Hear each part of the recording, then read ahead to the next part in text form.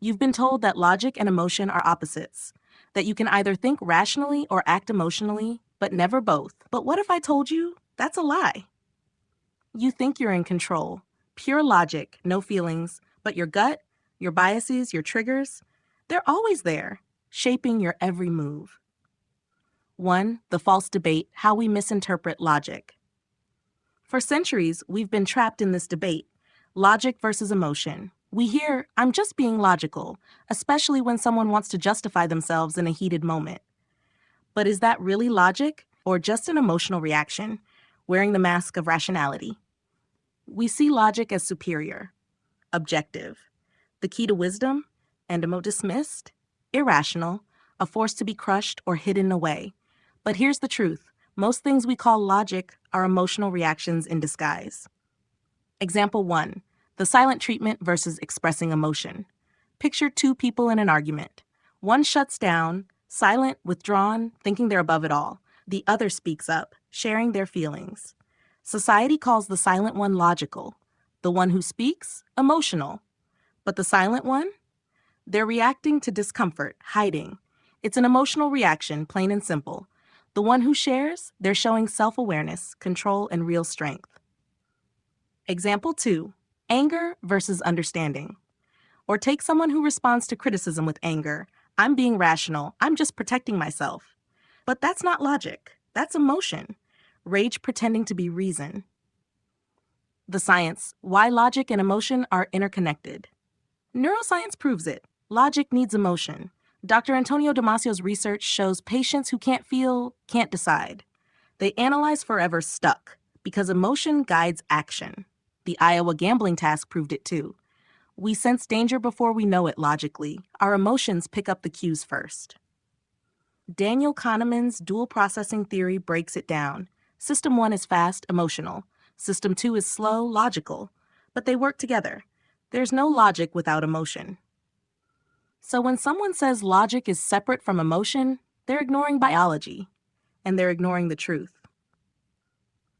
The problem, emotional suppression masquerading as logic. We're taught that to be logical, you must suppress, push feelings down, stay calm and cold. But does suppression make you smarter? No. It just blinds you to the forces driving you. Those emotions don't vanish, they build up, until you explode. Are you reacting or responding? Reacting is automatic, emotional, even if it looks calm. Responding, that's awareness, acknowledging the feeling, then deciding what to do.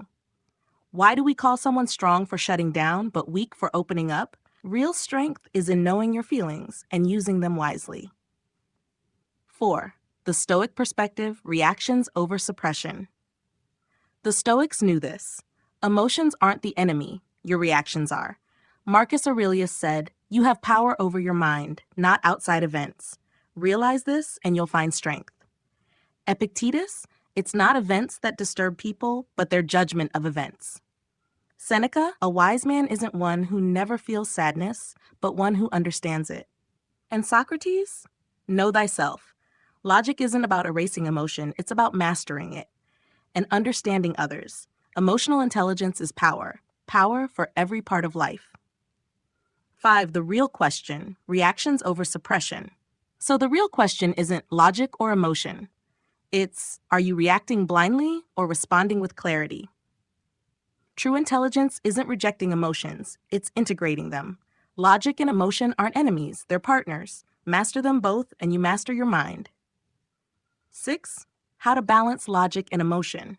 Here's how to start. Pause before you react. Take a breath. Name the feeling. Be specific. I feel disrespected hits deeper than I feel bad. Ask, what's this emotion trying to tell me? Emotions are data. Use them.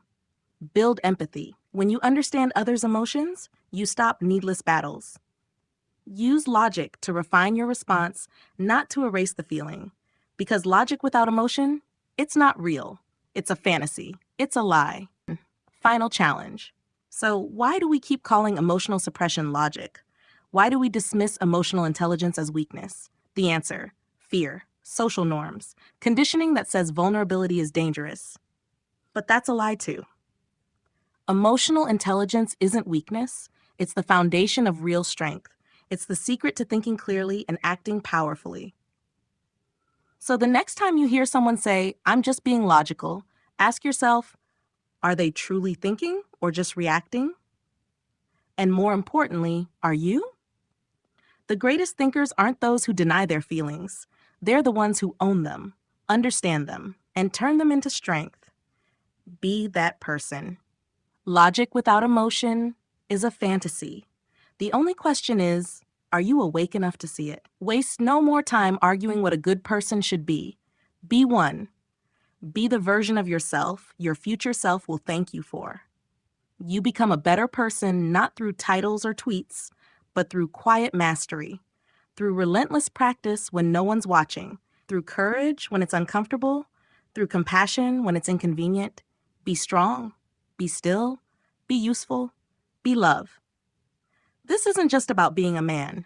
It's about being a force of meaning in a world of noise.